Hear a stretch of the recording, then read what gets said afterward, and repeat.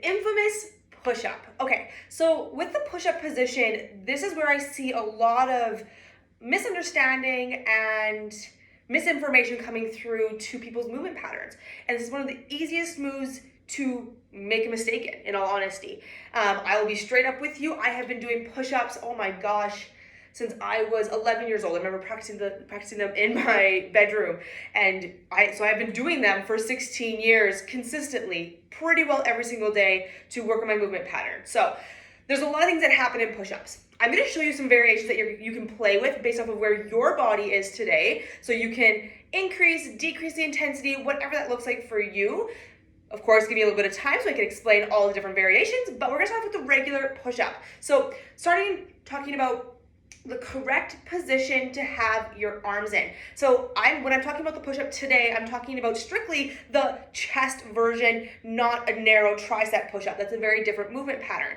So what I want you to think about is you don't want your hands to be so narrow that you're right up into your chest. You want to think about being in the right position by the right position being how would you push a car? Now, you probably aren't going to push with your hands this far apart, right? You're not going to have a lot of power there. You're going to feel more of that into your joints, and your elbows are naturally going to want to bend and lift up. Now, if you were to go into like how you would push a car if it got stuck, well, most of you guys live in Alberta, BC, Canada, somewhere where there's snow, you've had a car stuck before.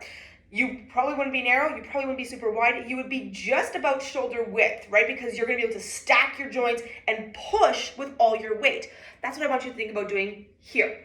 So that's the proper position you're gonna wanna be in. From there, you wanna watch that you're not lifting up into the traps because we're trying to avoid that, right? We don't wanna work the neck necessarily, we wanna be working through the pecs, the back of the shoulder blades, and the rhomboids, aka your posterior muscles. So get yourself set up into your full plank position. I'm gonna show you full push-up and then we're gonna go through variations. So starting off with my hands just wider than my shoulders. So if you're using a yoga mat, on average, of course, keep in mind that your arm length is gonna have a lot to do with this. You're gonna be as wide as the yoga mat with your middle fingers in line with the edge, okay? So that's a good starting point if you need that little bit of a reminder. And so when you get yourself set up, you're gonna wanna make sure that you walk your toes in a little bit, keep your toes together to make this so that it's a full push-up. Tuck your tailbone in, squeeze your butt cheeks, and then I want you to pull your head back automatically. Your eyes are in line with the middle fingers here, if I had a line drawn there. And you're gonna keep the tailbone tucked in, quads are pulled up, neck is pulled back so that your neck is supported here. And you're going to inhale on the way down. Elbows push into opposite corners of the back of the room. Inhale on the way down. Stopping close to the ground. Exhale, you're gonna push through. Push through, full lock out of the arms. Super important here. So you can pause in the bottom. That's going to make things harder for sure. But you wanna make sure you get that full lock out of your elbows at the top versus having soft elbows, because then you're still putting a lot of pressure on the joint, right? We wanna try to avoid that. So how can you change this up? Modification number one, so how you can add a variation into this. If you're not quite there for your push-ups yet, that you can go from your toes and do a full push-up, multiples on repeat, then we're gonna start off at an incline versus going to our knees. To your knees is gonna be okay, but if you come from an incline, you can practice the full muscle engagement, right? You can practice toes being underneath you, quads being pulled up, squeezing through the glutes, proper hand positioning, and dropping your diaphragm, because now you're at a bit of a different angle, of course. You're gonna focus on less about where your eyes or your face is gonna go and more about trying to land in the bottom half of your diaphragm or the upper abs, bottom of your rib cage, etc. So same thing, we're gonna pull the elbows back 45 degrees, diaphragm hits, exhale, push through. Watching that we're not lifting the elbows out wide and feeling this all the way into the deltoid and to the traps. We are pulling back, squeezing the shoulder blades, exhale, push through the chest.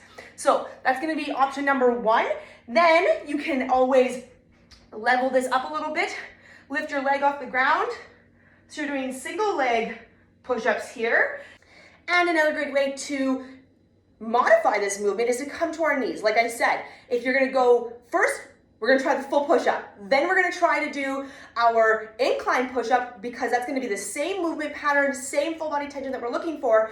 And maybe you don't have an incline place that's available to you. So what are you gonna do instead? If you don't have a weight bench, you don't have an island, you don't have a countertop that is accessible, coffee table, couch, You probably have at least one of those things, just so you know. But if you don't have something available to you for whatever reason, come back to a kneeling position. So we're gonna do a half plank position, meaning knees are underneath us. We're gonna lift our feet up, tuck the tailbone back in. Hands are just wider than the chest. You wanna have enough room for your entire rib cage, your chest cavity, to fit between your elbows. Inhale, you're gonna pull the elbows back that 45 degrees, stopping just before the floor. Exhale, push back through. The goal of all your push-ups is to make sure you can break that 90 degrees, right? If you are stuck here in the top, I don't know, eighth of your movement, it probably means you need to modify. And that's not a shameful thing. That's not a bad thing by any means. It just means we gotta change it up a little bit so that you can build up the strength and build up the mobility to get to the advanced movements that you're gonna see in a minute. To advance your push-up without changing the movement completely and changing it to a chest press, the next thing you're gonna do is you're going to go into a single arm push-up. So, starting off in the same position, you're going to come into your plank position on your incline space, whatever that looks like for you. Clearly you can see that I'm using the edge of a couch. That's what I like to use. Edge of an island works really well. You can lower down. The lower down you go in your incline, the harder it's gonna be, okay? So you're gonna get yourself set up. Single arm, so find your proper plank position that you would normally in an incline push-up, and then bring your hand in a little bit closer to center, okay? So my hand is about at my sternum position, and then I'm going to bring my other hand back behind me here. From here, we're gonna bring the elbow close to the rib cage, chest towards the edge. Exhale, push back through, trying to focus on the lower half, staying stable, and the chest not rotating away while we do this. So that is how you're going to advance this move. If you're ready for that, go for it. Other ways that you can advance include, so your unstable push-up is going to be one hand on top of the bell, one hand on the ground, and you're gonna notice that your arms go in different directions. So your wide side is going to be on the unstable position. Your narrow side is going to be your regular position with your hand. So you're gonna bring that elbow a little bit closer. This hand is gonna have the elbow come a little bit wider. So I'll show you what both sides look like. You're gonna inhale all the way down, all same rules apply with knees pulled up, glutes are tied down, abs are tight, neck is pulled back. You're gonna inhale, pull down, exhale, push through. Now, just so you can see what both sides look like, I'll make sure that I'm at a little bit of an angle for you. So hand on the bell, elbow's gonna come a little bit wider, hand's gonna come underneath the shoulder, and you're gonna bring this elbow nice and narrow, this elbow a little bit wider, focusing more on the chest, on the pec, on your unstable side. That is how you're going to advance this push-up position, depending on where you're at today. Feel free to add that into your workout and let me know what you think.